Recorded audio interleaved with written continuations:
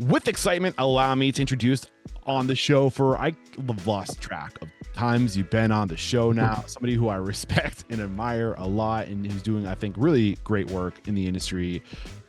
CEO of Restaurant Systems Pro, Fred Langley. My man, Fred, are you feeling unstoppable today? I am feeling unstoppable. Yeah, well, I mean, we should give some context. We actually had to reschedule today's conversation because you were out. So you were too sick to get out of bed. So I wasn't unstoppable, but now I am. Yeah. You're barely unstoppable today. So if you can hear it in his voice, he's actually a super trooper right now, showing up to present this workshop, and I just can't say thank you enough. So today we're covering a part one of a 4-part series we're calling the must-have profit systems. I cannot wait to dive into the first topic we're covering today, which is going to be budgeting. But real quick, Fred, why don't you go ahead and get that motivational, inspirational ball rolling with a success quote or mantra? What do you got for us? Well, today, what we're talking about with budgeting, it's all about preparation and being ready to be successful and planning to be successful. So I coach youth baseball, and it's one I use with the kids a lot. But it's, if you want to be a star under the lights, you have to do the work in the dark. What is the work in the dark?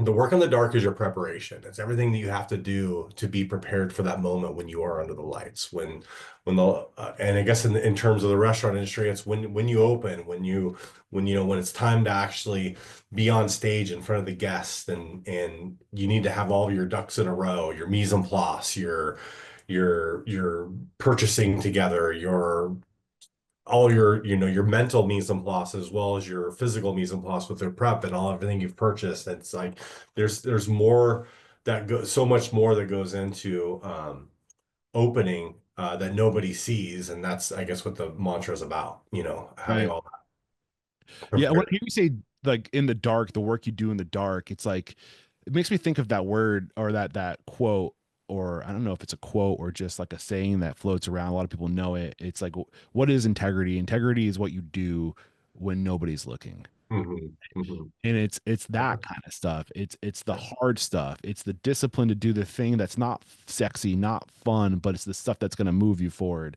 I think and everything we're going to cover during this workshop are those little things that will make the biggest difference. So I think it's a great way to get this workshop started. It's a lot of what Restaurant Systems Pro provides is accountability to systems. And when you're talking about athletes and being successful on the ball field, it's like going to the gym when there's nobody telling you to go to the gym, right? It's like going, and there's so many things in the restaurant industry that nobody's going to tell you to do. Nobody's going to tell you to do inventory.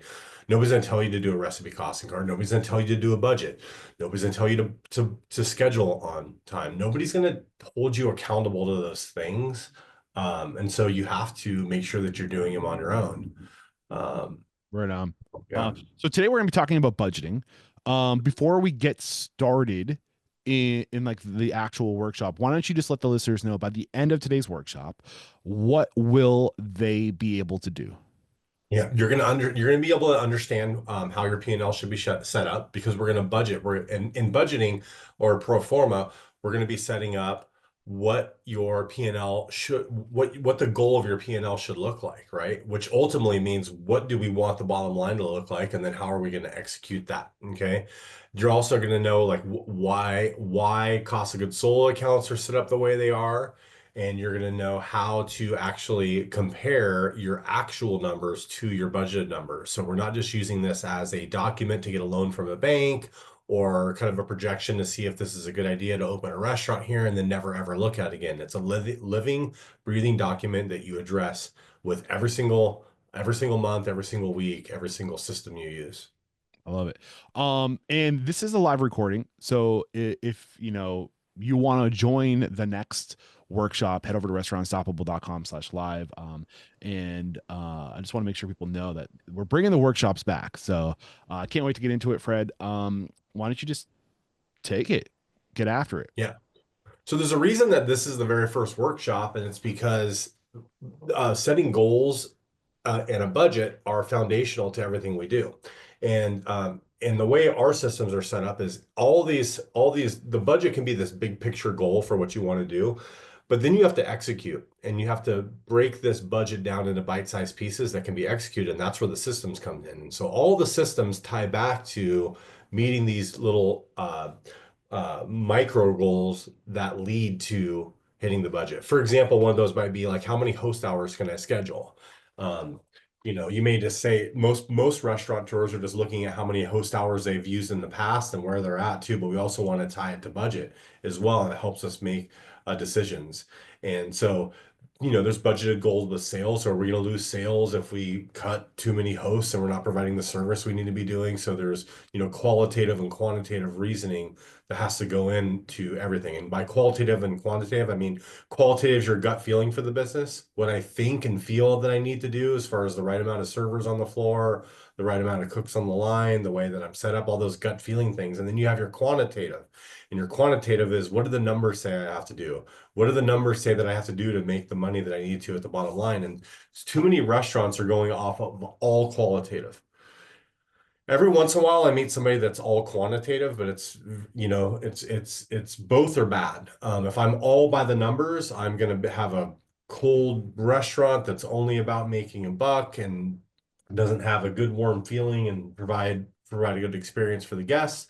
If it's all qualitative, I'm going all gut feeling and I have no idea where my numbers are. I might be even providing a great experience and people love me and I'm driving revenue because I'm providing such a good experience. But then if nothing's getting to the bottom line, then we're just working ourselves into a hole and that eventually burns out and we can't make it in the restaurant business. And so we have to have a good combination of both qualitative and quantitative. And when you combine your gut feeling for the business with good numbers, that's where the magic happens in profitability and guest experience and quality of product and all of those ingredients that make up a good restaurant.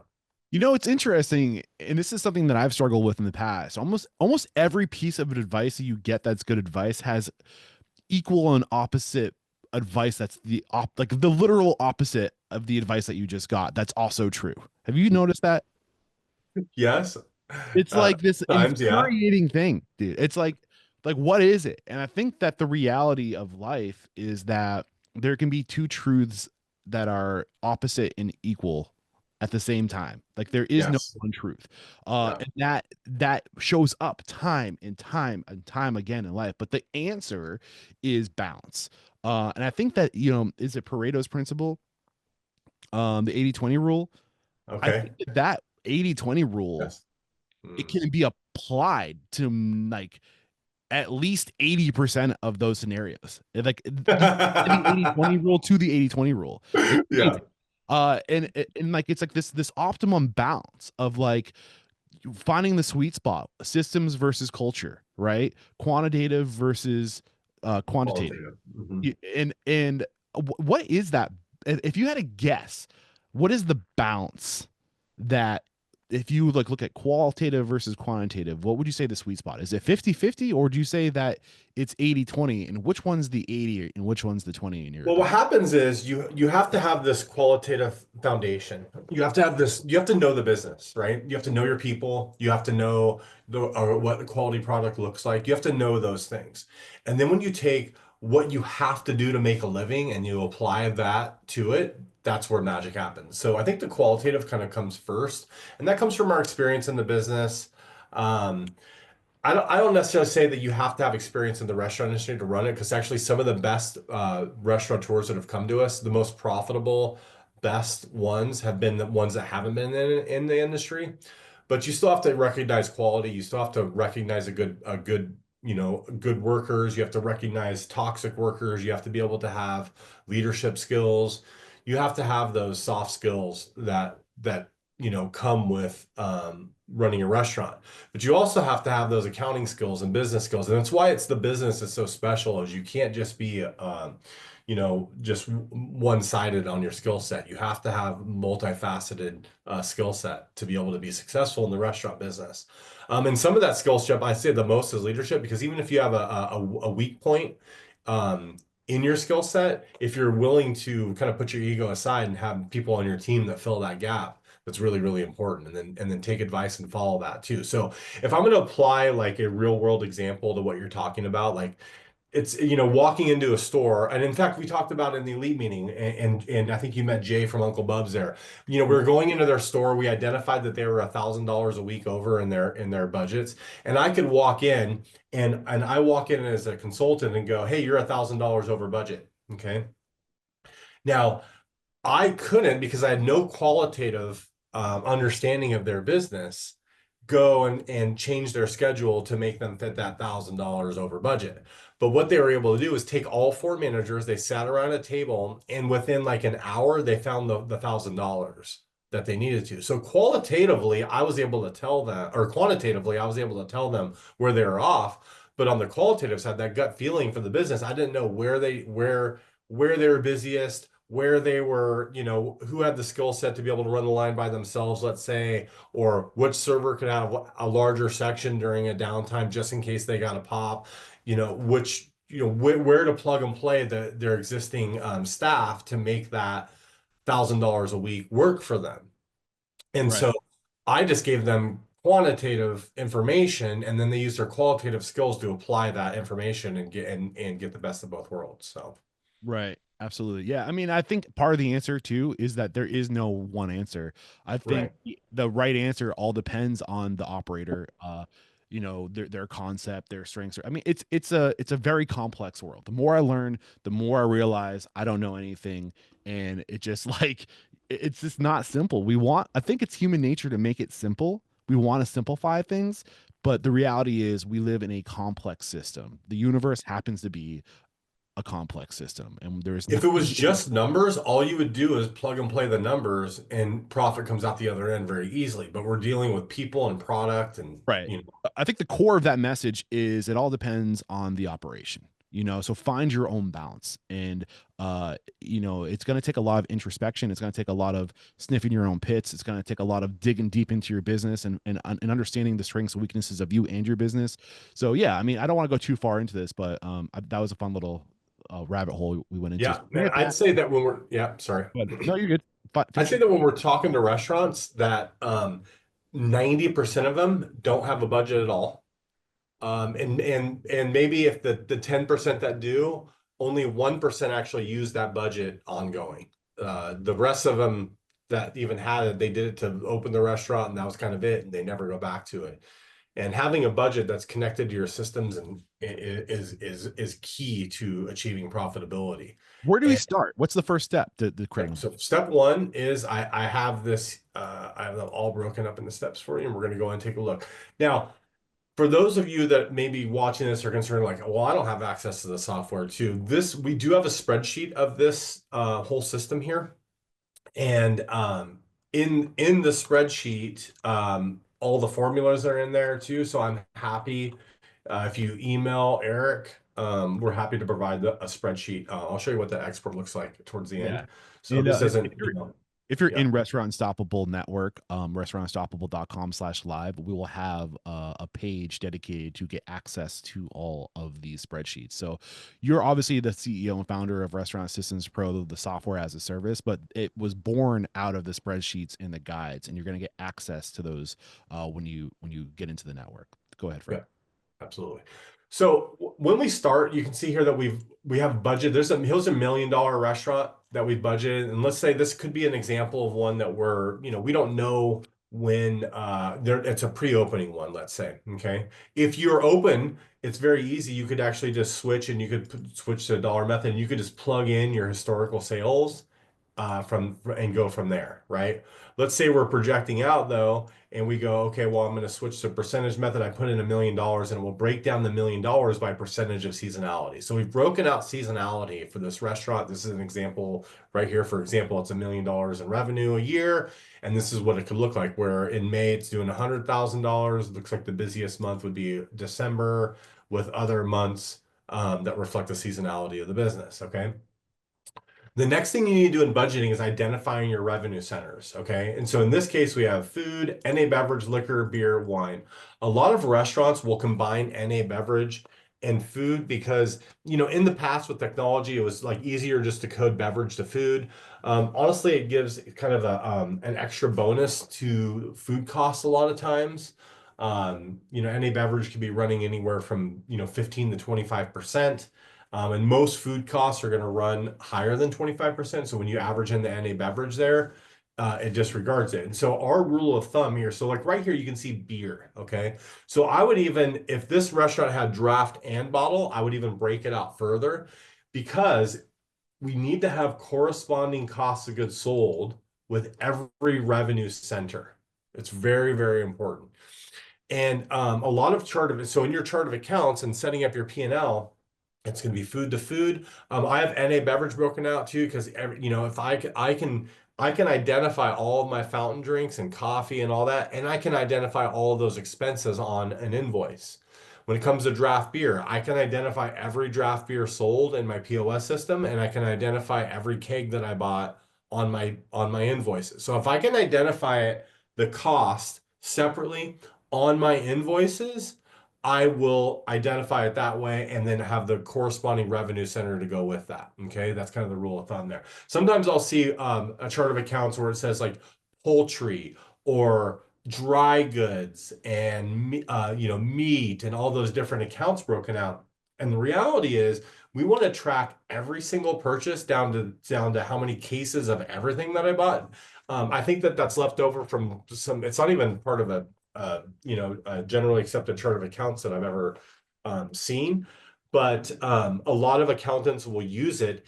And the fact is, like, let's use like buffalo wings as an example. They're going to have spices on buffalo wings, so there's dry goods. They're going to have poultry on them. They're going to have veggies on that, so they're going to have a produce, right? It's carrots and celery. They're going to have dairy from blue cheese or ranch. So they have all of those different categories, but yet the revenue center is just food, right? And so if my poultry costs go up, I could have just bought more chicken. If I bought, the price of avocados may have gone up, and that's why my produce is going up. It's not necessarily because I've wasted product. And so recipe costing cards and tracking ideal and actuals for all of your products is really important.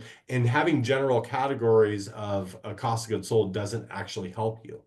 Um, so this is where every single revenue centers, I've seen it broken out too. Like we have wine and wine cost, where I've seen, wine by the glass and wine by the bottle as a revenue center. Well, when I buy a bottle of wine, I don't necessarily know if I'm selling it by the bottle or by the glass until the sale's been made. So I can't identify that on my invoice, right? So there's some rules of thumb when it comes together for measuring, and then also how we're going to track these costs of goods sold. Okay. So sorry, go ahead. Did I cut Yeah, you go short? ahead. Yeah. So just to summarize up to this point, step one is what? Step one is like getting the right chart of accounts. So we'll provide that chart of accounts and get you set up, and you set up your budget with how you're going to set up your chart of accounts. Your chart of accounts could be your own chart of accounts. I have a chart of accounts that we recommend that we can do. Our budget template here is set up with a suggested chart of accounts already in it. But we also have the chart of accounts that we can provide you to. You just have to either download it or request it from Eric. Yeah. Step one, download chart of accounts. Step two, identify revenue centers. In the charts of accounts, it's literally a chart of all the vendor accounts. Correct me if I'm wrong. Yeah, so it's it's your accounting chart of accounts. So it's your revenue, it's your expenses, all laid out too. And your chart of accounts is also going to include all of your balance sheet accounts. So all of your assets and liabilities and owner's equity. What is your P&L? Your P&L, yeah, your P&L is your income statement, and then your balance sheet is connected to that so none of the balance sheet accounts are on here. Those are going to be things like sales tax, where I collect it. It's not revenue, but I owe the government that. It's going to be cash in your account, the assets and furniture and all those things that you own, the assets. And then your liabilities are everything you own. Credit card accounts, you owe on your tax liability account. You could owe tips if you're paying them out on the check. Those are all on your balance sheet. Step one, chart of accounts. Step two, identify revenue center. Right. And you should be, and a lot of people are going to be cleaning up those chart of accounts that exist already. And you want to make sure you have a revenue center connected to a cost of goods sold account. So with the revenue center, just real quick, identifying the revenue center. So all the different, like, what are like the categories? Yeah. Food and a beverage, liquor, beer, and then draft beer and bottled beer. Some people don't have a draft system, so it's only bottle. Wine. Sometimes there could be coffee. So if there's different things, like let's say you're kind of a breakfast joint, and if I say if you have more than 5% of your total sales or any one category, that you actually create its own revenue center. So if you're a breakfast joint that's doing 8 or 9% coffee, I would create coffee as my own revenue center in it. And this is also where people can make mistakes where they'll say, hey, catering, right? But when I told you your catering or your revenue center has to be connected to your cost of goods sold, right? So if I say catering, now I have to get into cost accounting, because if I buy a case of potatoes that's food, well, now I got to say, well, I used 80% of this case of potatoes for my food cost, my food sales, to generate my food sales, and then 20% of it went to my catering sales. So really your catering sales are just food sales. We want to track that separately, and you could use your POS system to identify how much catering you're doing. But as far as a revenue center in your P&L, you don't want to separate it out unless you're doing 500,000 to $1 million more and you have separate storage for your catering. Then you can have separate inventory, separate invoices, all of the above. So your catering has to grow to be quite significant to where you actually would truly separate it out. Got it. And I think Hopefully the that other makes big thing sense. I heard you talking about with the identifying of revenue centers is you can't group and say, hey, like this is the beef. This is, we sold this amount of beef, this amount of chicken, but really you want to break it down even further to like every menu item. So yeah, it's actually breaking down even less. You don't want to have that many different accounts on your P&L because it's actually more work and it's not useful information. What you do want to is every invoice track every single item you bought, so that's being tracked that way in your operations, not in your accounting, if that makes sense. So I'm Mhm. going to track that I bought 1,000 pounds of filet and 200 pounds of ground beef, um, all by item, and those are all connected to my recipe cards and inventory, and I'm tracking my usage of all those products because I'm taking inventory. But But when it you comes wouldn't want to generalize to like beef. You no, want you to don't have, want to generalize that on your P&L. It's just more work and not useful information. got Yeah, it. you have there's other avenues to dive into why we're lowering our food costs, because my cost of beef could go up and it could say look bad on my P&L, but it doesn't really give me any, what do I do about it? How do I react to that? Like, so if my cost of beef is going up, then it's connected to my recipe costing cards. I can address my pricing, my usage, re-engineer my menu, those things. But just if I have a line item of beef, like, well, which beef is it? Is it ground beef? Is it filet? Is it ribeye? Is it New York strip? Is it, where is it? It's just a general. So those poultry, beef categories, produce, dry goods are useless on a P&L. Got it. Okay. So step one, write out the chart of accounts. Identify step two, identify revenue center. Step three, are we ready to move on to step three or do you have more to say? No, step three right here is what is my mix of revenue? Okay, that's what I want to identify. And your history will project your future. Okay, and if you have no history, then your concept will dictate it. But your mix is also going to be dictated by restaurant design and setup. I have in fact, it was Chef Gino's, one of Chef Gino's restaurants and Peter Scalfani restaurant. They had an interesting thing where they had two different restaurants, identical concept, identical name, identical menus, identical everything. But their mix was very different. One of the restaurant was 20% wine and 10% liquor. And the other restaurant was 20% liquor, 10% wine. The food sales were about the same, the food mix on it. But when you saw the restaurants, in one restaurant, when you walked in, there was wine bottles and wine cases and wine on the walls and wine cabinets and just wine everywhere. And so that was the one that had 20% wine mix. The other restaurant, when you walked in, the bar was a major feature of the restaurant overlooking a river.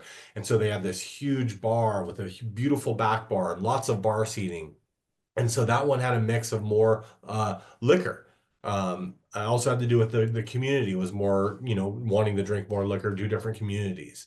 Um, Learning about mix is also important. And so, when am I going to sell? Am I going to sell more martinis or more $5 cocktails, depending on what sort of neighborhood you're in, or things like that can be a mix. So when we talk about this is going to show that, hey, this restaurant's projecting to do $70,800. Well, it has an 82% food mix, 4% NA beverage, 5% of those sales are liquor, 4%, and then you can apply that mix across. So this is the advantage of the software here is I can go use as basis. With spreadsheets, you have to kind of fill in all those things here, but I just plug and play. And now it's taking that mix and applied it all the way across there. And my mix always adds up to 100%. If I'm off, it'll tell me here. If I put 5% there, I'm over by 1%. So all my sales have to add up to 100%, and it will give me that target there here. So we have, this is our applied mix that we have there. Like I said,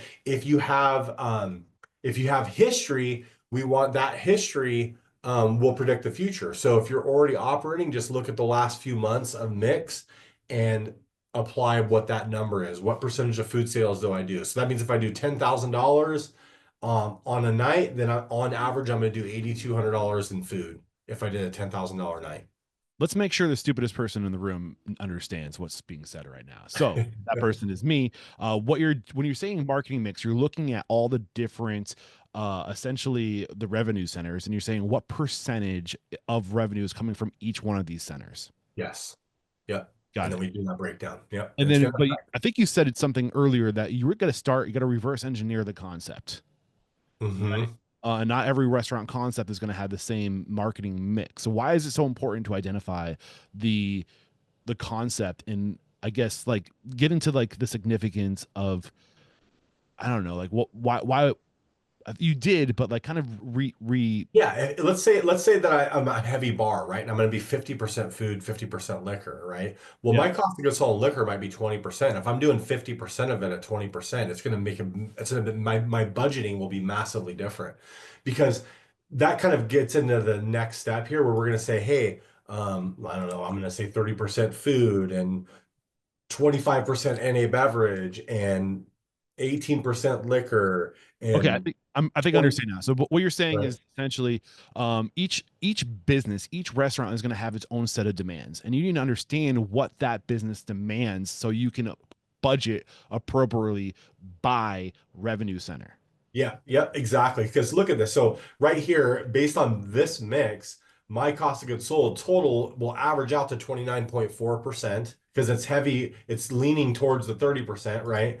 But if all of a sudden, if I'm going to say, hey, I'm doing 50% liquor, so see how it's 29.4. If I do 50% liquor here, and then I'm doing what 47, what's my math on that?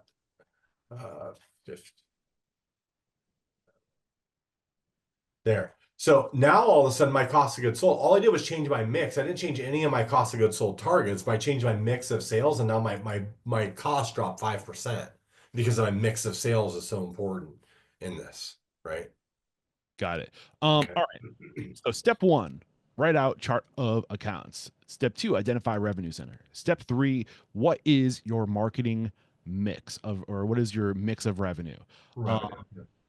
And are we still on that, or are we ready to go to step four? No, so we're ready to go. So like in this case, let me change it back to where we were. So I go across the board on that, but it could be a massive change. And then once we do it, we can update it, right? So here I'm gonna right click, use this as my basis for my budget and update it across all the years. And now you can see here that it's taking into account these variable expenses. Okay. And so fixed and variable expenses are a very important part of this because it'll help us automatically determine our break-even point. A break-even point calculation can be a whole session on its own, but here you start to go through this and you can see here that we have our cost of goods sold here because it's all variable and our mix is consistent. But we're, in December, we're still going to spend $31,000 and we might spend $20,000 on cost of goods sold in September. So it's going to go up and down with sales and change. That's where when you're looking at like QuickBooks budgeting or anything like that, it'll only allow you to do fixed budgeting where you just plug in a number and that's what it is. But fixed and variable is a really, really important part of restaurant budgeting because there's so many variable expenses in the restaurant business.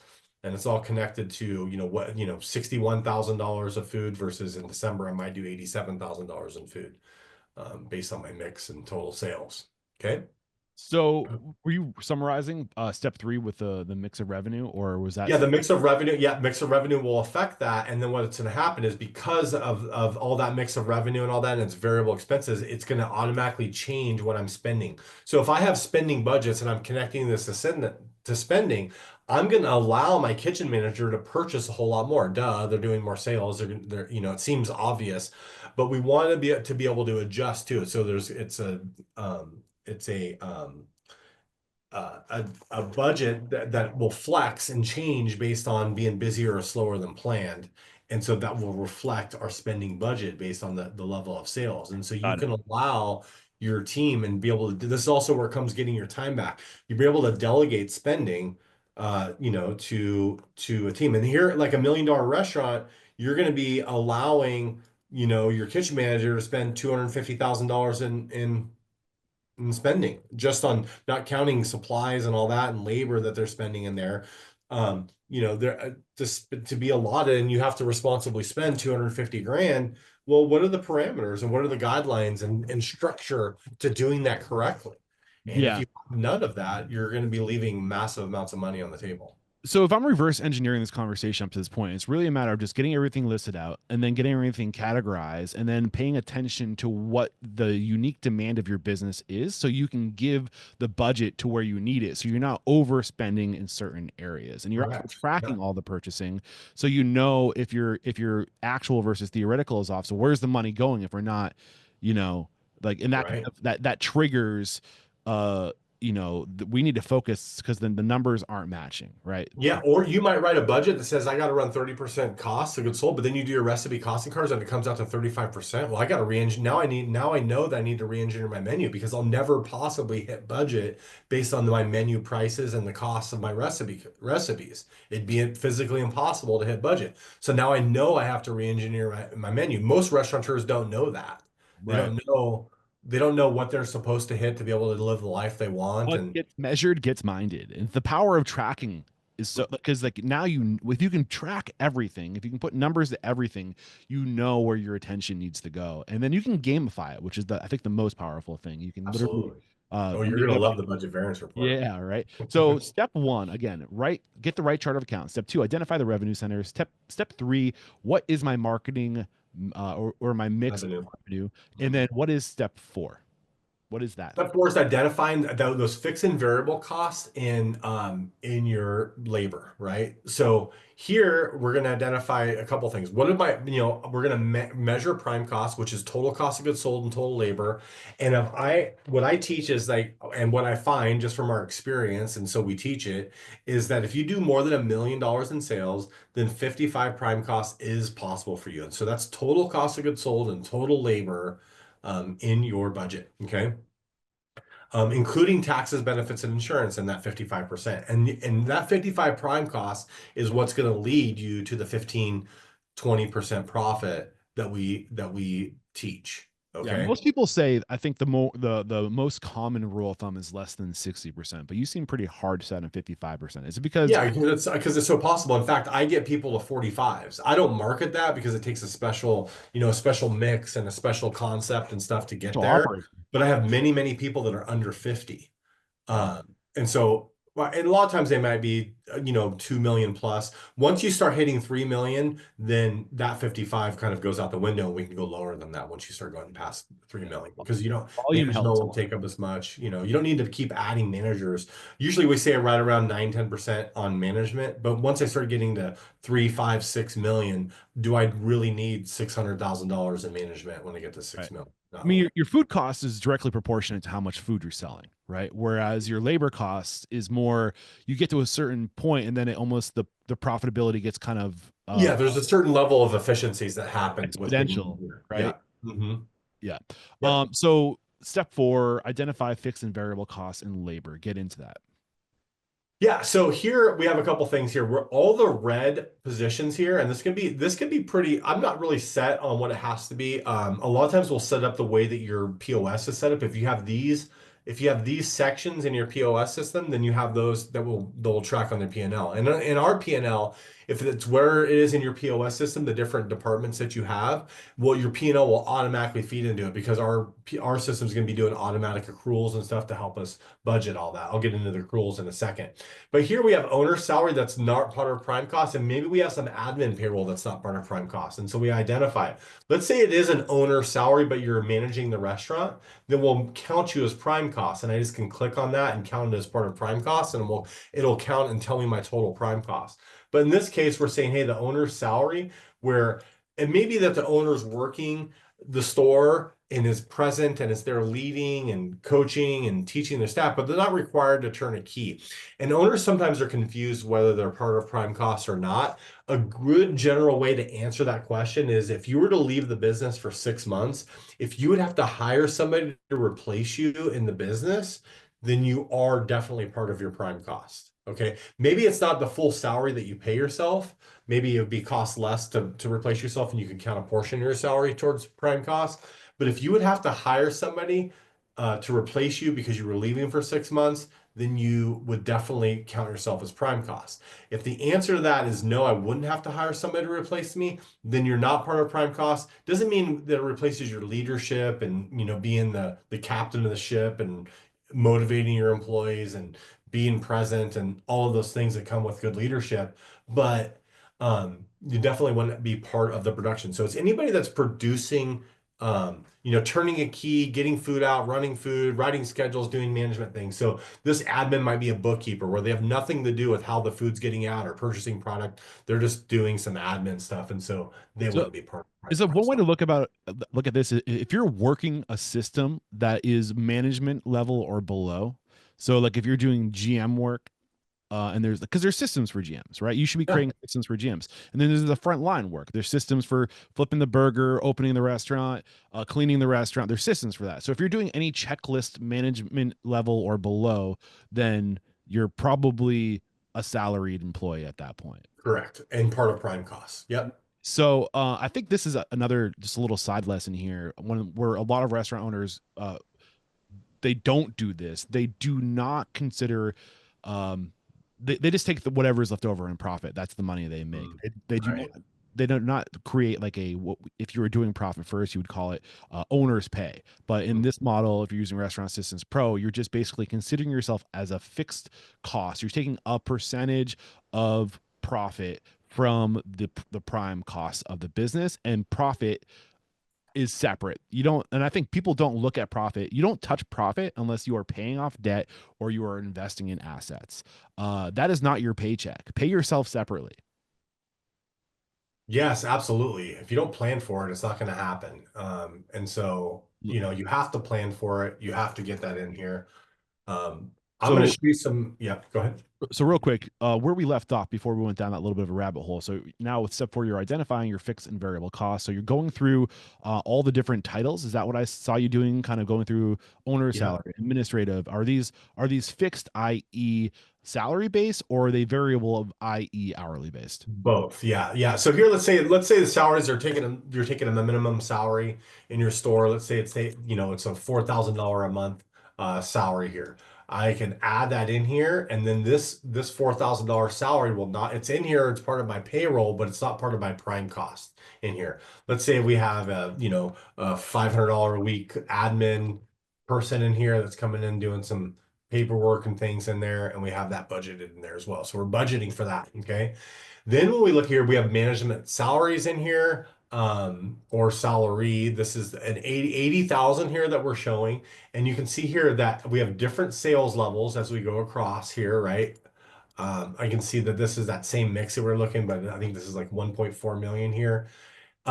Here we have hourly management. And so the salary we go across and we have it as a fixed cost, right? And so that's going across fixed. And then here, hourly management is being budgeted across as a variable expense. Servers as variable, bartenders variable, cooks is variable. Everything that's in here is fixed versus variable on here. Okay. So as we go across, maybe this isn't hourly management, maybe this is more salaries, or we move it to salaries and we go, this is going to be, 12,000 in salaries here, but we're going to not have hourlies. And then we go like this, right click, uses budget basis, that will go across as fixed, and then the variable go back and forth. And you can actually switch between, in our software, you can switch between very easily. In a spreadsheet, you have to change all the formulas and get all that, but very easily I can switch between fixed and variable. Sometimes people have, their chef, their kitchens has a salary. That happens a lot here, but now we have $144,000 in salaries, which is close to that 10% rule we were talking about here. And then we have the rest of the labor that's been budgeted here. This is like 9.5% in the back. And you'll see here, this is something that's special to us. We have a labor allotment, which we're using, hey, the total labor cost here. Now, this is gross labor here, by the way. So we're budgeting just like if somebody makes $10 an hour and works 8 hours, they made $80. That's what we're budgeting. Because the managers can budget that and control, they can compare that to the schedules, all the above. But then what happens after that is all these taxes get added on after the fact. There's payroll taxes that get added on your labor. And so we use the system to budget those things in here. And so we've done that and adding on those targets here. And so here you'll have a total payroll cost of 37.72, but the gross amount's only 27.75, and that's the number that we're gonna write schedules to and budget, because all this is the non-prime cost salary that's in there, and then we also have the taxes that get added on, but then this is the prime cost salary that's connected to the systems within Restaurant Systems Pro. And it breaks down that complicated number into how many hours you can schedule for each of those departments, So when which you is say very easy to non-prime understand. costs numbers, are you saying the owner? Owner salary and admin in this case. So Yep. that's not considered a prime cost? Well, if you choose it to be, so you can change it. So maybe this owner is part of running the business. That's what we talked about at the beginning. Okay. Then I could determine them to be prime cost like that. And you'll see that that number actually just changed to 31.73 now for my So gross labor that I'm budgeting there. And then if they're part of operations, we're going to take into this account the salary into our operations. If it's not, then we're going to take it out and not count as prime So if cost. they were fixed, right, and it wasn't hourly, if it's not identified as a prime cost, is it just a fixed Well, cost? so there's fixed costs and prime costs. Those are totally separate. Fixed is just like a fixed salary that we're getting paid. That would be the Hourly, same, I can adjust your hours and make it variable. Yeah. right? So when you're talking prime costs, you're just talking about variable costs. I'm talking about costs that are associated with producing the product in the restaurant is your prime cost. Got it. Yeah. And then with fixed costs, would you say that the administrative, so say you're on salary for the owner and salary for the administration, maybe you're on salary with the management too, right? Yeah, so Um, if you look at this, I have these as fixed. So see how this is like look at the large, like here's December, right? It's 151,000. Because the management salaries are fixed, even though we're doing 151,000, it's still the same number. It's fixed right. across. But Okay. in terms of like looking at your picture, your business from 30,000 feet, right? You would take these fixed labor costs and you would basically say like this is over in the department of like what's our rent? Like you're kind of Right, treating it like rent. exactly. Your fixed Yep. costs, these are separate from prime, um, Yep. because we know that Well, these so no, are no, going no, no. to So they're still prime costs. So prime costs are not just variable costs. Prime costs, so like the management salaries are part of prime costs, even though it's a fixed salary. It's still part of prime cost. okay. That's where I was Yep. getting a little Yep. confused. Yep. Um, but the So no difference matter between what, so it's labor, part of the so real equation. quick, Fred, the difference between the labor allotment number that's down there is that you're not accounting for the fixed cost. That's all that. No, you're not accounting for the non-prime costs, Got it. these numbers here. And so what'll happen is we'll get a weekly prime cost report that will report on all of my prime costs on a weekly. So get a little mini P&L weekly that won't include admin or owner salary in it, so that we know that our prime cost is running where it should. It also helps us, we're knowing like, are you where you're supposed to be? I told you you're supposed to be at a 55 prime cost, but if you have, a $300,000 owner salary in there, then maybe you're not going to hit the prime cost you're supposed to be, right? Yeah. I want to remind the listeners that this is a heavy visual workshop and we are recording the screen right now. So if you head over Yeah. to our YouTube channel, youtube.com/restaurant unstoppable, we will have this video there. It might be easier to absorb this episode in front of a screen. Yeah, We're getting the big takeaways. definitely. So just to summarize, we have covered step one, write out the chart of accounts. Step two, identify revenue centers. Step three, what is my mix of revenue? And step four, identify fixed versus variable costs. Have we wrapped Variable labor costs. Yeah. yeah, variable labor costs? Have we wrapped that section up, or are you still Yeah. going? No, that's good. That's good. So we have that all budget and we can tie that to systems to let us know how many hours we can schedule. Got it. Then we get into those operating expenses. So step five is getting into operating expenses. Yeah. So we have like sewer, liability insurance. So you can see that these are fixed in here. So there might be semi-fixed where we're accruing them across. Here's a mortgage. It could be your rent that's going across. We want that number to be between 6 and 8%. People always ask. You can see in this case, it's 7.18%.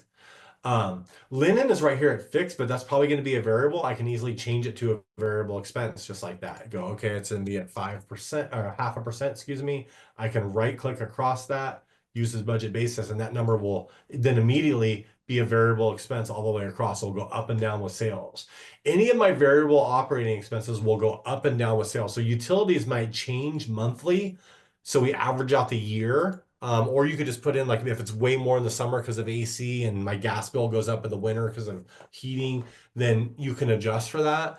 But it's not really considered a variable cost because it's not going up and down based on sales. It's changing based on weather and time of year, right? So if this number will go up or down based on how much sales I do, it'll be a variable cost. So things like, restaurant supplies definitely are in here as a variable expense. I'm gonna buy more tinfoil and plastic wrap if I'm busier, right? And portion baggies and things like that. The paper goods, all those are going to go up and down with sales. The more I sell, the more those will go up and down. Credit card processing fees. When like there may be fixed accounting fees and professional fees and lawyer fees that you have on retainer and things like that. Okay. Merchant fees are in here as a variable expense. The more sales I do. And so you identify all of those sales. And then when that happens, it's going to give you a bottom line. Okay. And it will let you know your break-even point. Now, a break-even point calculation, that could be a whole nother call. The software is doing it for you here. It'll even do it in our spreadsheet. But it's essentially you get a margin from your variable expense. So let's say all the variable expenses add up to 65%. Well, that leaves you 35 cents left over of every dollar to pay for your fixed expense. You take that 35 cents, you divide it by your fixed expense, it tells you how many dollars you have to do to break even. So that was a very, very simple explanation in like a few seconds there, but that's essentially the formula. This says that this restaurant's gonna be right around 92, 93, $94,000 to break even there. And so that break even calculation, that's what they have to do to break even. They make no money. Target. Um, yep. Yeah, I love that. So to summarize, up to this point, write out your charts of accounts, identify revenue centers, find out what your marketing, what your mix of revenue is, identify fixed and variable costs in labor, and then getting into operating expenses. Operating expenses is step five. Yep. What is there a step six? Oh, yes. Now we want to now that we have this budget, we have this target, we have to compare our actuals to it. So right here, our spreadsheet comes with it, but I click the actuals button and it will show me that after I've done my budget, I want my P&L to be right next to it. So this is blank right now here. And I want also to show that this budget is a flex budget. There's nothing on the market actually that has this in here. The spreadsheet formula is a little bit too complicated for it, so you'd have to actually change it based on the spreadsheet. But watch what happens here. If I like you can see here, I budgeted to do 81,707 in food. Okay, which means if I had a 26% target food cost, I would need to spend 21,243. Okay, but let's say we were busier than planned. Let's say that I did $100,000 in food. Shouldn't I have spent more than $21,000 in food? So if So I just put to in, interrupt real quick, the yeah, we got a number 94,000, right? That was the amount of revenue we needed to hit to be break profitable. even, break But we even. did a but we did 100,000. Yeah. Got it. Yep, in food. So here we did, so the total we did, so we budgeted 100,000, but my break even was 92,000. And you can see the profit was 39.73. Well, actually that people go like, well, if my break even's 92, I budget 100, how come my profit's not $8,000? And the reason is after you break even, you still have cost of product and cost of labor and cost that goes into every dollar you produce, right? You still Right. have beer in the glass and food on the plate even after your break even point. So you'll still have variable costs after a break even point, which is why this is showing $4,000 in profit right there. Okay. Now, what'll happen with flex budgeting is we budgeted with this mix, it'd be $81,000 in food sales, right? Because we have a mix. Total sales of 100,550 was budgeted, $81,000 in food sales. But let's say we did 100,000. I want you to see this number. It's 21,000. But if I did 100,000 actually in food, this flexes my budget and it actually will change what I should have spent in food cost right there to $26,000. Because my kitchen manager, if I budgeted to do 81,000, but then I actually did 100,000, my kitchen manager should have bought more food to account for those extra sales. And I don't want the budget variance report to um, show that as a penalty if this stayed at 21,000 but yet they spent 26,000 in actual food costs, with a $0. So let's say you spent 26,500, right? Well, if he actually spent that based on the budget, it would show that he's $5,000 over budget. Well, that's not true. He did $100,000 in sales, right? And so the variance will be reflective upon what the actual numbers are. So the budget variable numbers will change based on what you actually did. He should have used more labor too if he did $20,000 more than was originally accounted for. How often I are we say he comparing actual costs, Fred? So like basically we go through, we get all of our theoretical, right? We got up to this point, and then we're comparing what actually came in. Like, is this a daily thing or a It's weekly? weekly. So daily, it's going to show you your targets. So we have systems that will show you what you should be doing daily to hit your budget targets that are built into this, what you should be doing daily in labor and purchasing. So And then we give a weekly P&L based on inventory and prime cost. That's that budget versus actual same thing. Okay. so On a up weekly basis. But this is the monthly P&Ls accounting. so up to step 5, where basically this is like we're working in real time. We're kind of like this is in the moment. We're feeling like we're creating our budget, and then a week goes by. Step 6: compare your actual versus your theoretical. Weekly, yeah. And that's in a separate system. And then in this one, though, this is a monthly budget. So we'll compare our monthly numbers to our monthly budget in How this many case. more steps are we covering for budget today? Budget variance report's the last step there. So when we get to that, in fact, I have her up here ready to go. So with the variance, let me show you one that's completely filled out. And what you'll do is this is like kind of where you can affect your future is you get your P&L. So in this case, we're looking at this is the revenue, and then they actually did 103. They budgeted to do 100,550. So they're slightly busier. And so now you start to look at the variance and you see where you're doing. This is the total variance, and this is all the variance by cost of goods sold category. Then you get into your payroll and you have your variance by department. You go, this is if I'm looking at where I'm off, this is the number that we got to work on here. You're And you basically just looking start for the biggest number to find out where you yeah, I want to better. clean up my P&L. Exactly. Exactly. This is also where doing payroll accruals in your actual books is really important because if I'm looking at September, if I have most are weekly or bi-weekly, I could have 3 payrolls in a September. And if I compare 3 full payrolls to this number that's supposed to be just September against that, I have bad numbers. I'm comparing, 35 days or what 42 days of payroll against, a month worth of budgeted payroll, and I don't have good numbers. And then I might be comparing 28 days of payroll to 31 days of sales, right? So you have to do those payroll accruals that will show you just the labor you did within that month automatically when reporting this so that you have true variance report to look at when it comes to your labor year.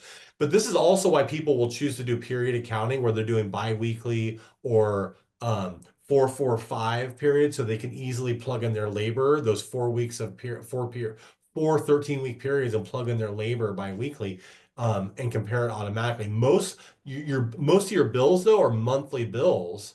So that means you got to accrue your electric bill, your rent. So you're having to accrue one way or the other. We've set it up to automatically accrue your payroll, so you can just push your actual accrued payroll into here, meaning my actual 30 days of September payroll, not depending on when my payroll checks fell in there. So Got it. That's an important part of comparing budget versus actual. But you can see the total variance is 2,500, but then there's $2,300 variance in just cooks. So that's where we're going to focus our attention in this area. I love And then this.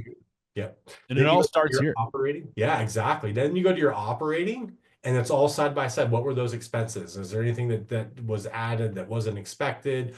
What are the big numbers as you go through and look at it? And you can see here that they were still short of profit. The profit should have been higher based on that, and this is how much money we left on the table. And this is Scroll what up for me, Fred, real quick. Yep. So under operating, some of the titles I'm looking at, I'm seeing training supplies, contract labor, professional fees, computer fees, dues and subscriptions, office supplies. So this is like literally like all the other expenses Yep. beyond your prime costs and your fixed. Outside of prime costs. Yep. And then so you get to see like this is the power of tracking everything, doing weekly inventory, doing like weekly variance reports, in like getting those like variable reports. Like you get to see exactly where you're hitting and where you're missing, and your goal at the end of this is to have the smallest variance report possible. hmm Correct me if I'm wrong. Exactly. That's Exactly. the That's goal. exactly right. Yep. Yeah, That's but the how do whole you point. know unless you're tracking this?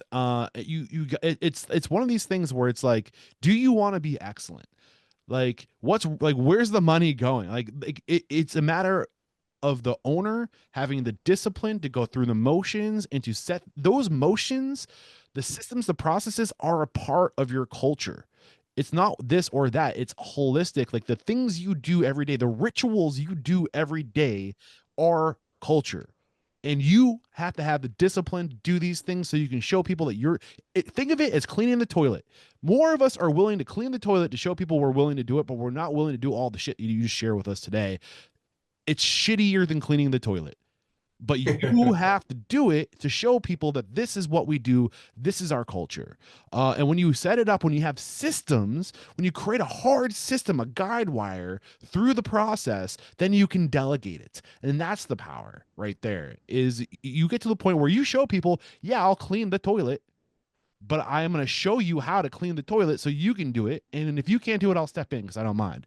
But that's the same thought. You got to show people how to clean the toilet. You got to show people how to have a budget and work the budget. And that's what you taught us today. So to recap, am I cutting you short, Fred? No, no, this is it. There's other reports where you can break it down further, but this is the gist of it. So from the top, the 6 things we learned today: write chart of accounts, identify revenue center. What is your marketing revenue? Or sorry, what is your mix of revenue? Identify fixed and variable costs in labor, compare actual versus theoreticals, and then budget variable report. The 6 steps to creating an outstanding budget. This has been packed, Fred. And a reminder, this is a recorded live event. We have video. We are posting these events and these recordings to our YouTube channel. If you were about to go to our Q&A, if you were in Restaurant Unstoppable Network, you could have joined this live because there's going to be a lot of questions undoubtedly about what you covered today. So we're going to get into that Q&A now. And I also want to make sure our listeners know that you are making yourself available twice a month, every other week, for an hour to host a profit power hour. And the idea behind the power hour, you don't have to be a Restaurant Systems Pro software user. We have all the spreadsheets and the guides. When you join Restaurant Unstoppable Network, you get access to those guides. And then I don't know about you, but I would struggle if I was just trying to figure that stuff out on my own. But you don't have to figure it out alone because we are bringing this community, Restaurant Unstoppable Network. Fred will guide you. The person who created these things will guide you through. Not only will they guide you through the spreadsheets and the guides that you can get without getting the software, we're going to help you go through your P&L. We're going to help you find the opportunities in your P&L. We're going to give you Eric, we will strategy. do we will do the budget you saw for any restaurateur that asks Yeah, we will without even being help a you client. develop a strategy, right? And then we'll hold you accountable every other week. Here's your homework for the next 2 weeks.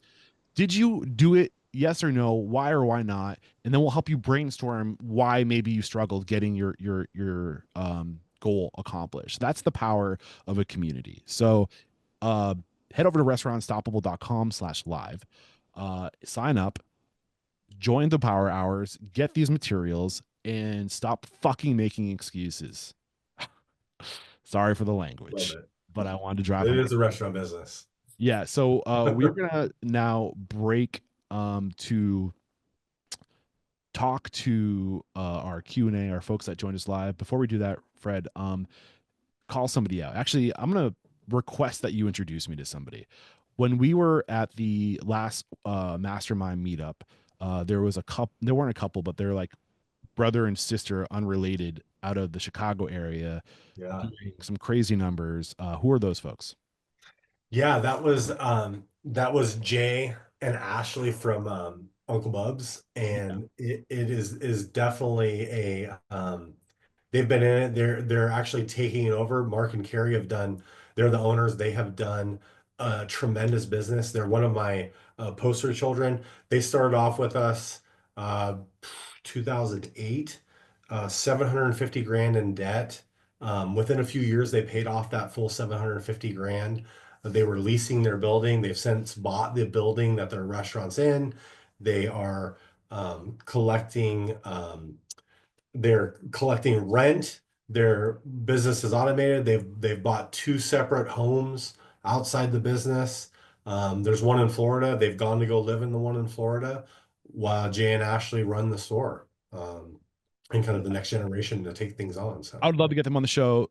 Anyone from Uncle Bub's, look out, I'm coming after you. I'd love to get you on. And sounds how can we good. connect with you personally? Should we just tell them to head over to restaurantunstoppable.com/restaurant systems pro Yeah, that'd be perfect. That'd be perfect. RSP? We Yeah. have a Yep. bridge funnel. I'm pretty sure that's the link. Let me just double check that Yeah.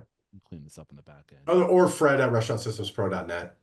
Happy to help. And the budgeting that we did, this is that we do it for every client we have, but we also do it for people that are just like, hey, I need to know where I'm at. What I need a budget. We will do it for anybody that asks. So we'll take your historical numbers and we'll build a budget for you. It's very difficult and it's so important to your success as a restaurateur, which is why we choose to do it. And we're really, really good at it. And if you get us the numbers in the right format, we could actually build it within a few days. Yeah. And that link is restaurantunstoppable.com/RSP. If you want to see, we have links to all the past episodes.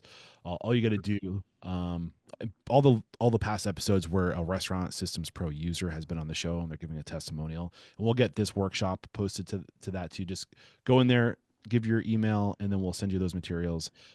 Fred, we got to go to the Q&A. Thank you so much for diving deep into budgeting. Next training will be cost of goods. Hopefully you guys will be able to join us for that. And we're going to say goodbye now, but don't go anywhere, Fred. Ronnie, did you just get here? No, I've been around for about 45 minutes. Oh, I just saw your name. It looks like, is Sean still here? Did he? John just bolted. Bummer. He had no questions. Yeah. Ronnie, what's up? Questions, shoot. Well, yeah, I mean, the one thing as I'm listening to this, and of course, I'm very familiar with RSP and the budget and everything, and it's You use the you know, spreadsheet that we were talking about? what's that? You use those spreadsheets that we were talking about? My own versions of them, yes, but yeah, I mean, I'm working the same basic system. But the genius of the budget is the roadmap that it lays out. But one other thing I wanted to ask Fred, flexibility within the budget. Let's say I've got $5,000 budgeted for marketing, and I don't use 2,000 of it.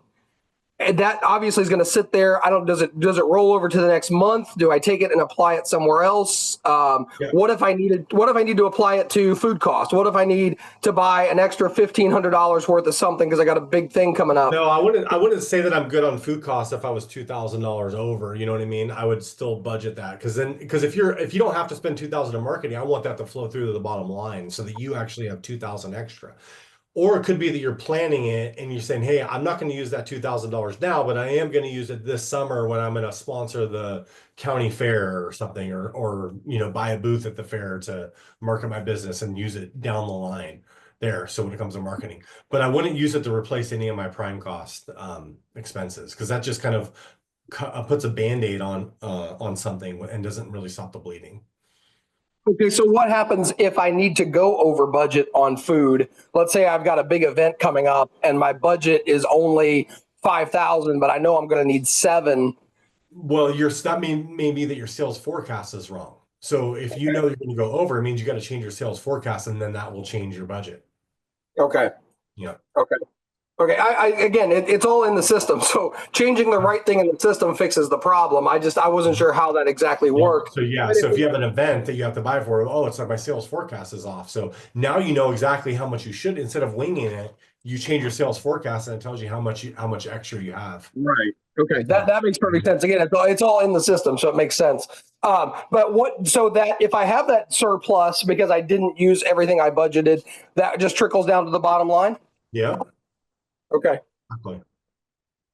Okay. That's cool. Yeah. I just, again, wondering about that flexibility because in real time, it doesn't it doesn't work the way the budget wants it to automatic. Always you have to be ready to. It's also why it's a living, breathing document. You should be adjusting and changing Yeah. it. So like all of a sudden, if I'm spending, 2,000 instead of 5,000 on marketing, well, then maybe my next month's budget is going to change to 3,000 or 2,000. You know what I mean? So Right. Well, and opportunities present themselves that you're not expecting, and whatever. So yeah, there's got to be some flexibility in there. You got to be able to kind of adjust. yeah, you're not looking to spend every dime of it. You want to flow through. Extra cash in the bank is never a bad thing.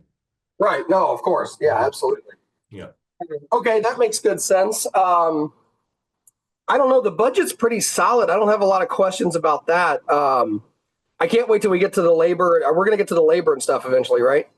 Mm-hmm. Yeah. Okay. Labor That's is end of next week. So yeah. part 1 is budgeting, part 2 is costing, part 3 is labor, and I think that's going to be a week from today. The labor's where the magic happens. That's where RSP really shined for me and really helped out a ton. So I'm excited for that one. But Fred did lay out a budget for us. It showed us a lot of things. It opened opened our eyes on a lot of things, and we've got a lot of stuff we need to work on based on what that budget said versus what our actual is right now. And we're in the process of getting our taxes done and all the end of the year stuff that has to happen. But that budget is genius because it does give you a roadmap. And I think if you use it as a roadmap, you've got a pretty good sense of the direction you're headed in and how to get there. Yeah. Yeah. I can't wait. It's going to be awesome. And I just can't say thank you enough, Ronnie, for showing up like you are. You make the work we're doing possible by being here and engaging us. It makes it what we do that much better. So I just can't say thank you enough. Thank you, Fred, for doing what you're doing. And I'm doing what I can do. I'm starting to feel real good about the progress we're making in Restaurant Unstoppable Network in terms of user experience. That's my Achilles heel. I am not techie. So like everything I do is I have a list that I'm working through slowly. And it's getting better and better. So I want to make sure Ronnie, since you're here, I'm going to actually share my screen real quick, and hopefully this is a good experience.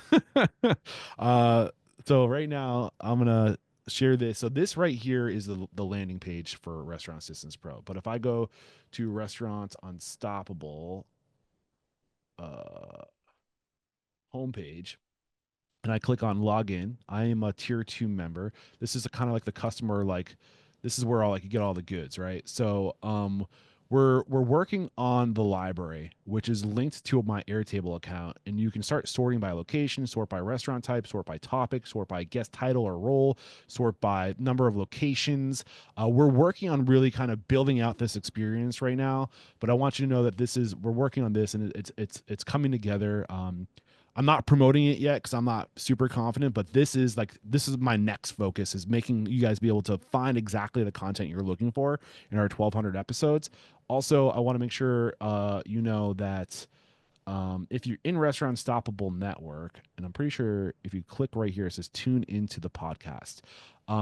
This all these feeds right here, this is all ad free. So there's 2 podcasts. There's Restaurant Unstoppable podcast, and then there's Restaurant Unstoppable Network podcast. All of the recordings going forward, whether it be a power hour, whether it be a workshop, whether it be a mentoring session, whether it be coffee with Eric, when you're in the network, it's going to push to this feed. So you can get everything that's being recorded, bonus content right here. So I want to make sure you know that too. This is all kind of, we're working on this in the back end as we go. And then obviously there's a Facebook community if you click here. And then in this section here, we're also going to work on putting all the live events right in here for you guys. So we're it's a work in progress. It's an MVP. I'm telling you this because we will reverse engineer to Ronnie the things that you need and want. So if you like, let us know how we can make this experience better. This is like, again, MVP, minimal viable product. We're growing it and we're chipping away. So I just wanted to show you some of the progress we made. And I should wrap it up because I have a meeting that I'm late for. Yeah, that's fine, Eric. Go to your meeting. Yeah. Fred, any final thoughts? Well, thanks for having me. It's always, it's kind of I guess this is the work in the dark that we did that you have to get done. It's not always the funnest, but yeah. Ronnie, any other questions? I don't want to cut you short if you had more you want to talk No. Again, this is phenomenal. I enjoy the review because again, I've been through the RSP system, so I enjoy the review and the refresher. I always learn new stuff as I listen along. Fred is amazing. So no, it's great. Thank you so much, Eric and Fred, both for taking the time to do this. Any restaurant owner not taking advantage of this is a fool. Yeah. Awesome. Well, you said it.